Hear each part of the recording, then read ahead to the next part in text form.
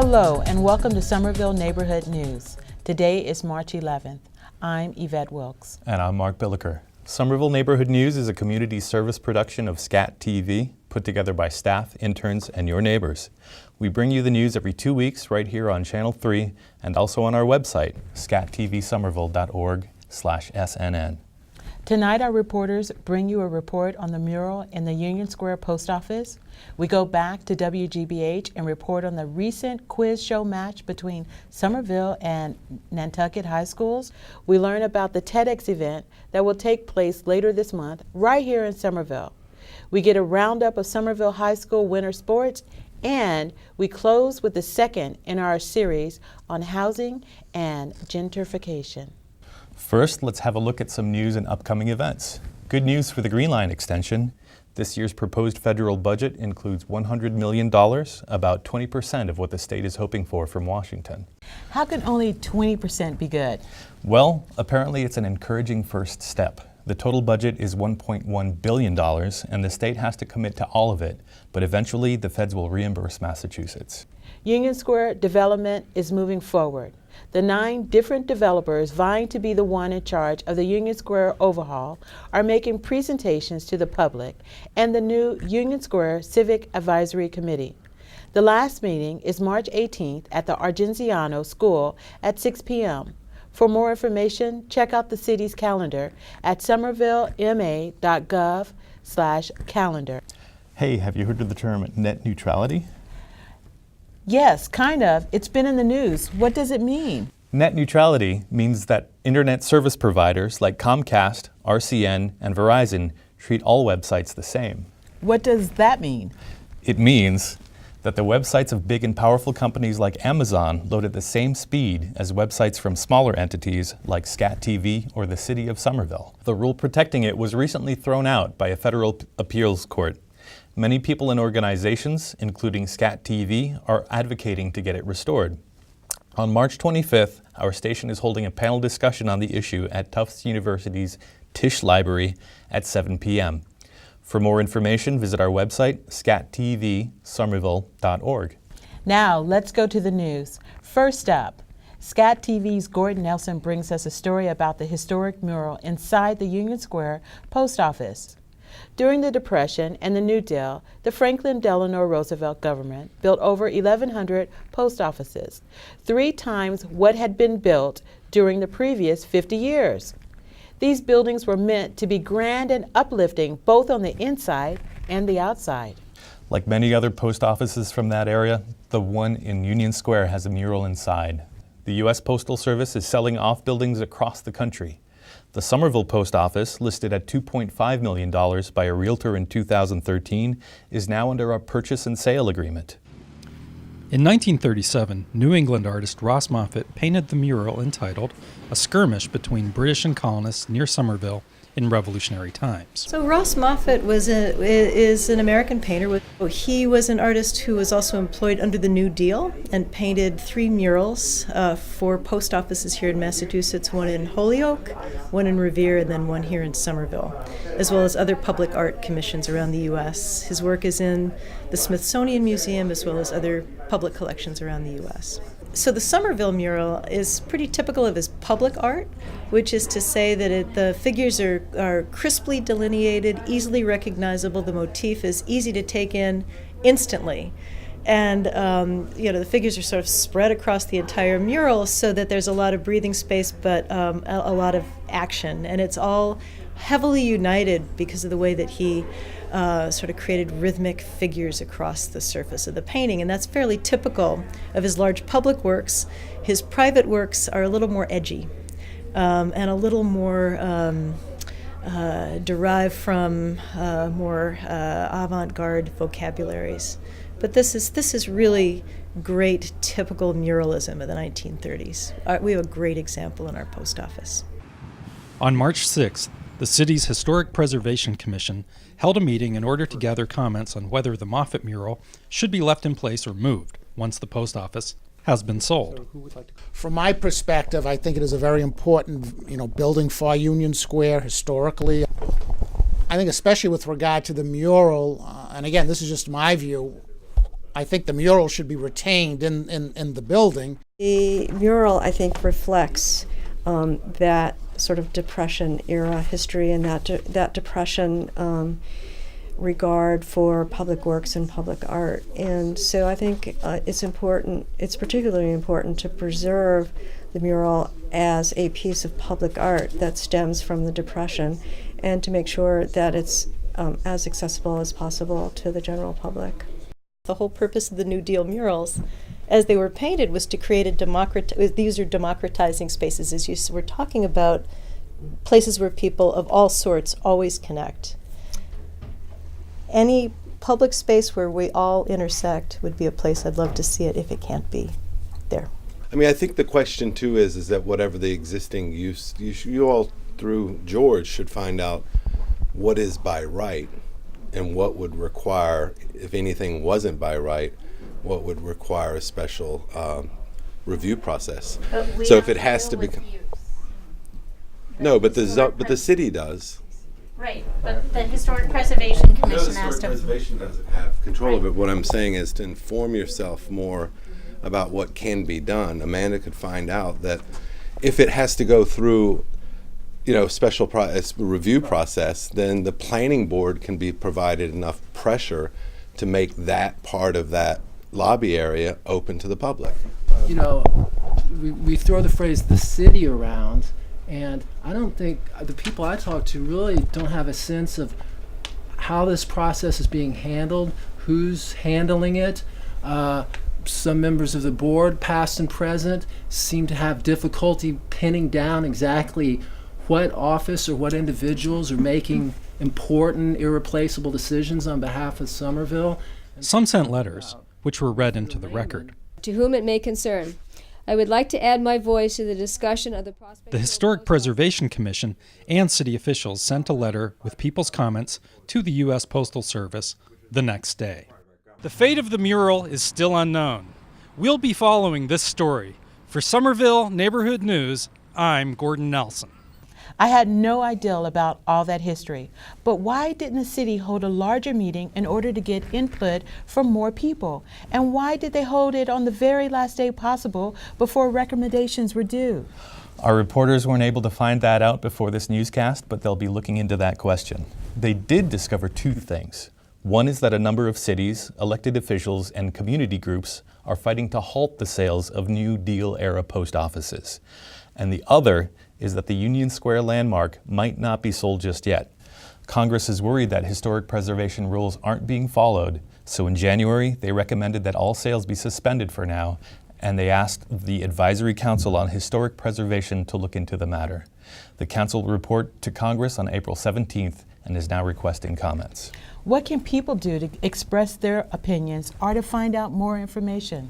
Interested parties should contact their elected representatives, and they can also write to Naja Duval-Gabriel at the council by email at ngabriel@achp.gov or by fax 202-606-5072.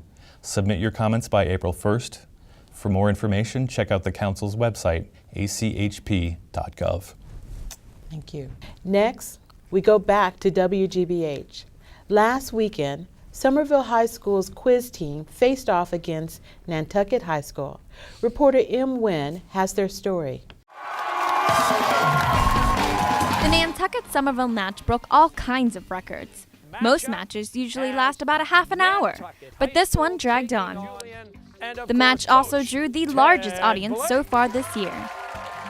For only the second time in Quiz Show's 5-year history was there a tiebreaker.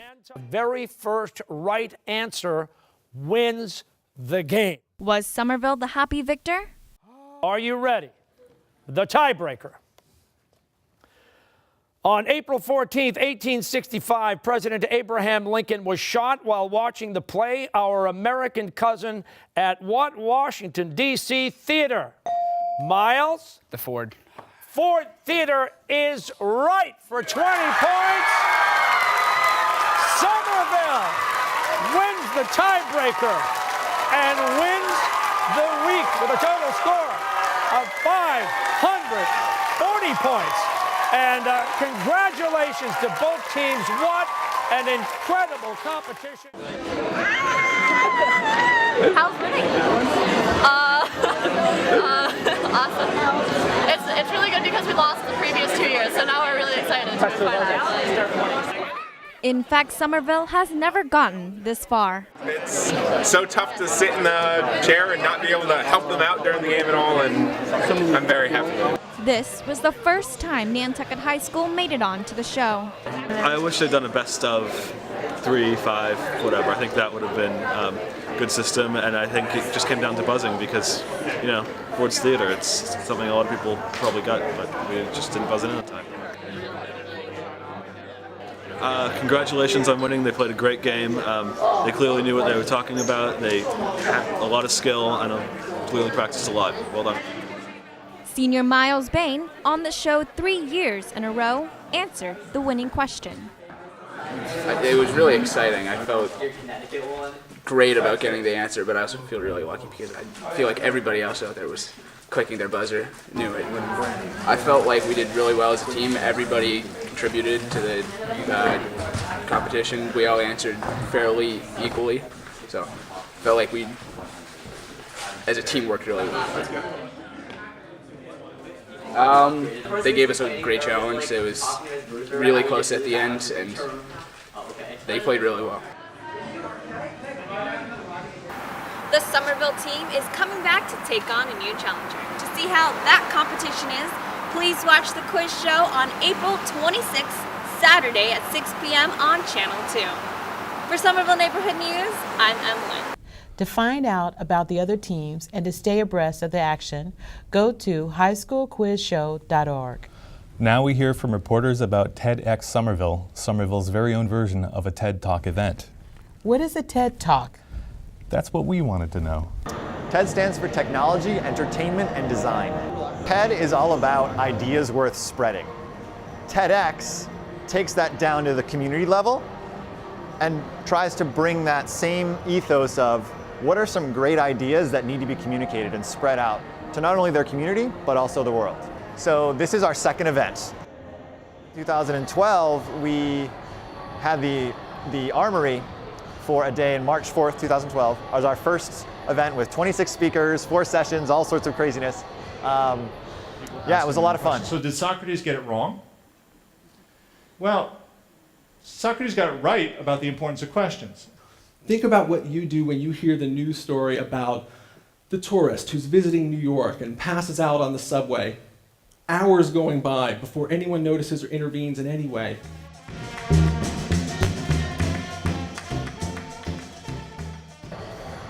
The theme for this year is movement. Boston is in the Seaport Trade Center Theater. It's beautiful. We had ours at the Armory, which isn't quite a theater.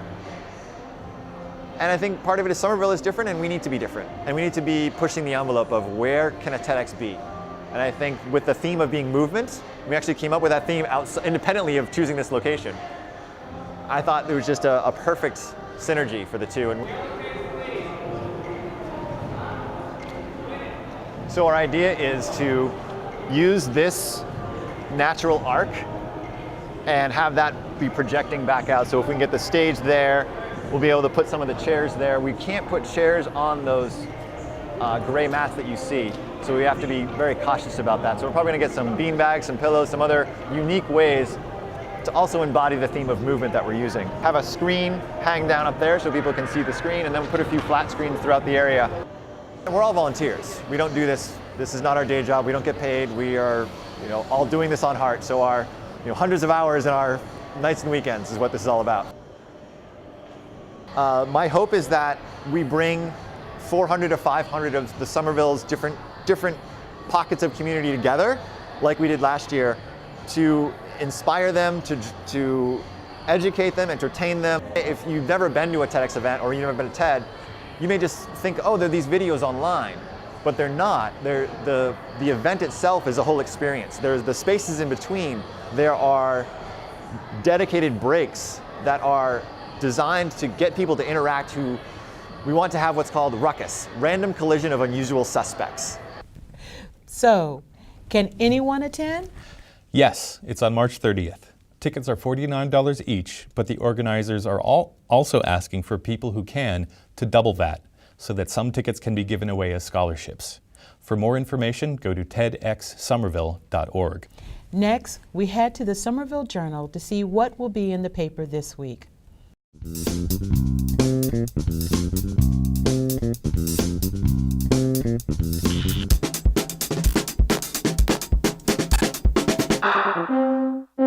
Hello, this week in the Somerville Journal we'll be following up on efforts to preserve the mural at the Union Square Post Office. We'll be checking up on the search for a new chief of police, and we'll be saying goodbye to a longtime dry cleaning business out on Highland Avenue.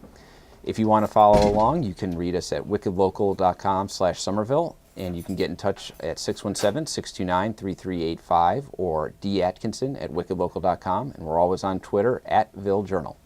Now let's head over to the SNN Sports Center to hear from Marcelo Brusiner and Michael Vaglica. Hello, and welcome to the Somerville High School Winter Sports Roundup. My name is Marcelo Brusiner. And not Michael Vaglica. Despite finishing the season with a 9-12 record, the girls' basketball team has a lot to be proud of. Senior captain Melissa Baptista scored her 1,000th career point against Notre Dame of Hingham over February break. Melissa followed in the footsteps of the now graduated Indira Avora, who reached this impressive tally during the 2012-2013 season. The Lady Highlanders defended their Greater Boston League, also known as the GBL Championship, with an impressive 7-1 record. Despite having such a good record, it took an overtime victory over Everett in the last league game of the season to finally clinch the league championship. The Lady Highlanders also qualified for the state tournament. Unfortunately, they were eliminated in the first round by Woburn. Although the boys' basketball team did not enjoy as much success as the girls, they advanced further into the state tournament than at any other time over 2 decades. They reached the second round of the state tournament, where they were knocked out by GBL opponents Everett. The boys finished the season with a 12-10 record. For such a young group, the girls' track and field team is looking quite strong.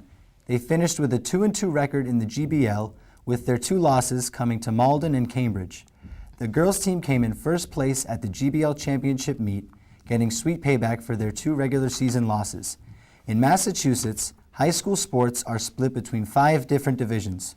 What division a school is placed in is not based upon their talent, but rather simply the size of the school. 6 of the Lady Highlanders qualified for the Division II state championship meet, with athletes competing in the 300-meter dash, the 600-meter dash, the shot put, and the 4x200 relay team. Much like their compatriots, the boys' track and field team has a lot of potential for the next few years. The boys did not find much success as a whole, but many individuals had big wins. The team finished the season with a 3-1 record, losing to rivals Malden by a mere 2 points, and came in second place at the GBL Championship meet. At the Division II State Championship meet, the boys' team had competitors in the high jump, the 300-meter dash, the 1,000-meter dash, and as well as the 4x200 and the 4x800 relays. Joao Batista and Marcelo here went on to qualify for the All-State Championship meet and will be competing in the National Championship meet this month in New York. Marcelo also broke the school record for the 1,000-meter dash with a time of 2:34.24. Congratulations, Marcelo. Thank you, Michael.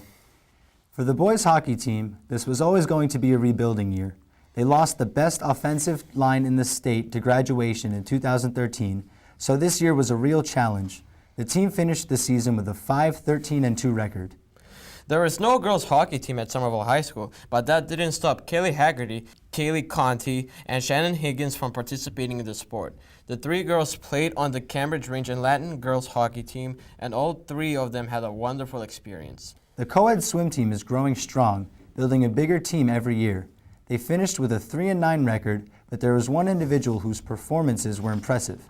Senior captain Rachel Berry broke 3 pool records in the 50-yard freestyle, 200-yard freestyle, and the 200-yard medley relay.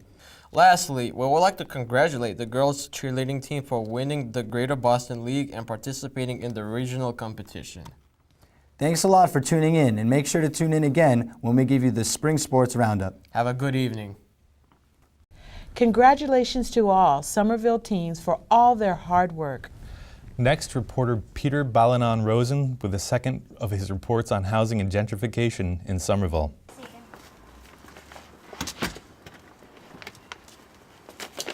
My name is Melody Chapin, and I am a longtime resident of Somerville. I've been here, moved here with my mother when I was 10. Somerville was really a city of working class individuals and immigrants. Recently, in the past 5 to 10 years, we're seeing economically things happening, things changing, storefronts closing down or being replaced. They're gone. Oh. They're gone. That's crazy, actually. I didn't know that they had left. I'm gonna leave it anyway, because I bet you a lot of people stop by here to try to find it. I haven't been here all winter, so I guess at some point over the winter they close. I don't know if it was yesterday or 2 months ago, but I'm used to seeing them here, so I just brought my stuff, and I guess they're not here anymore.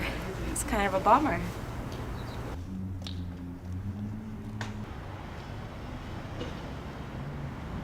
When I was a kid, my mom used to drop her laundry off right here at Winter Hill Laundromat. So she'd drop it off here, she'd pick it up the next day. But it's closed. That's funny, I didn't know that either.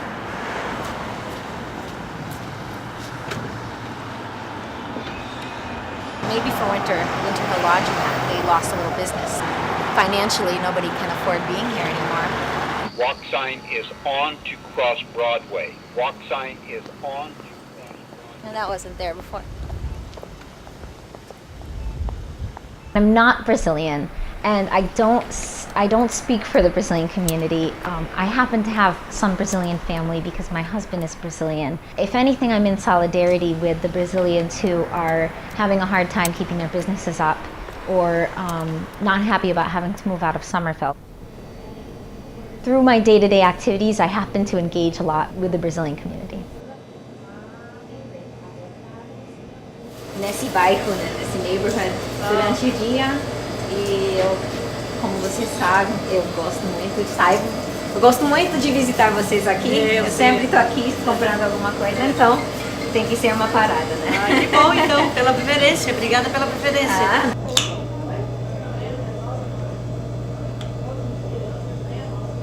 Eu espero que modelos sempre estejam aqui. Não estou falando nada. Mas eu, uma pessoa que mora aqui, não a terça que vem, mas terça depois. Entendeu? It's where I go into every now and then to get some food, natural groceries.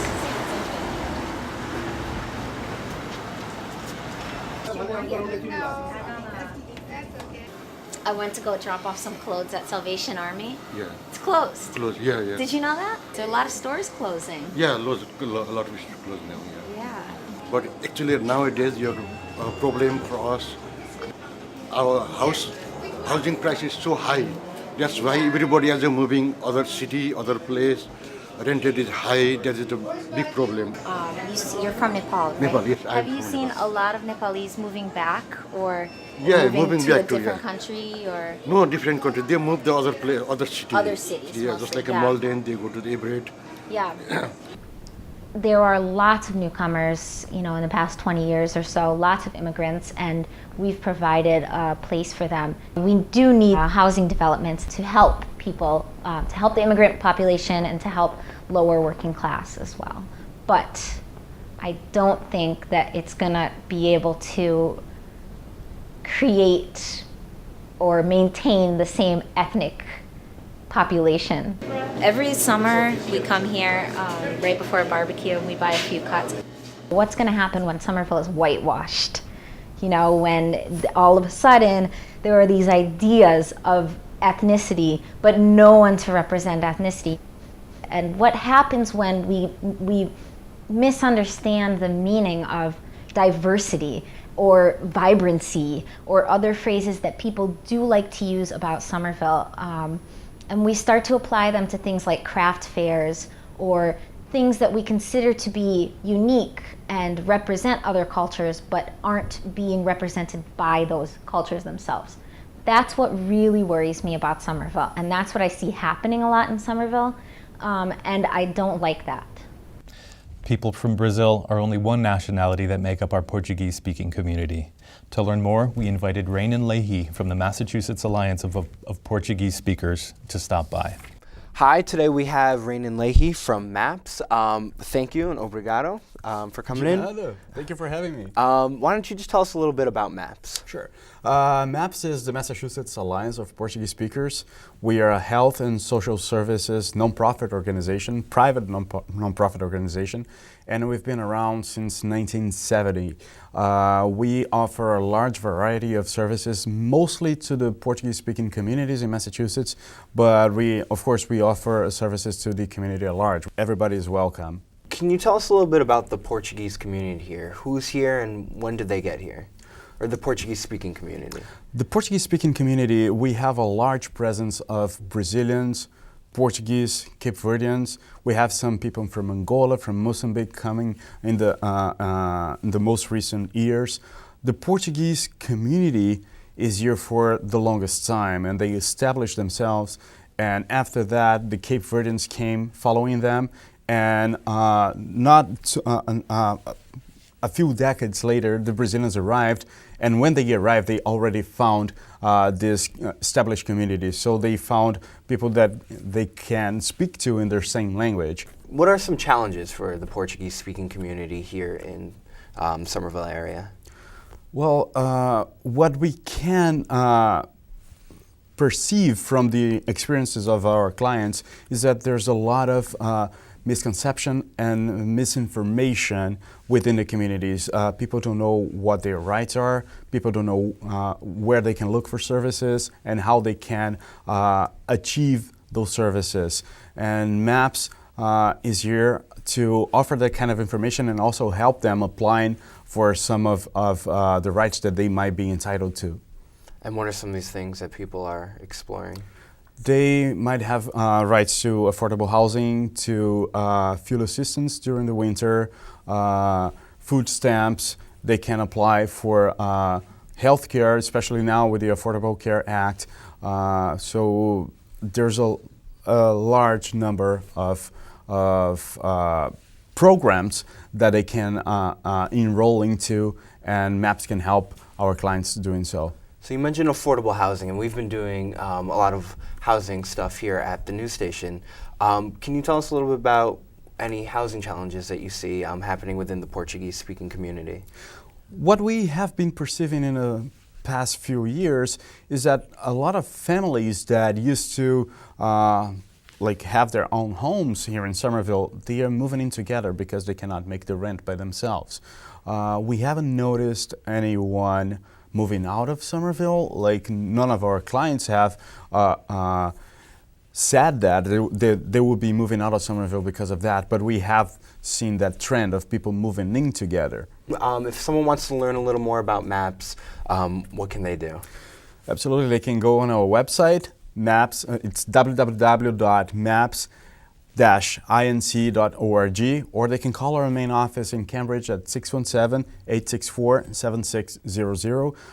And MAPS has 6 offices. We have one office in Cambridge, one right here on top of SCAT in Somerville. We also have Brighton, Dorchester, Lowell, and Framingham locations. That wraps up this newscast. Thanks for joining us. We'll be back on March 25th. And don't just tune in here once every 2 weeks. Check us out on Facebook and share your favorite segment or send a tweet. We welcome you to get involved with Somerville Neighborhood News. What's happening on your block? Who's your neighborhood hero? What issues aren't being covered? Become a reporter or just send in your ideas. Call the SCATV studio 617-628-8826 or write to news@scatvsomerville.org. Thanks for joining us.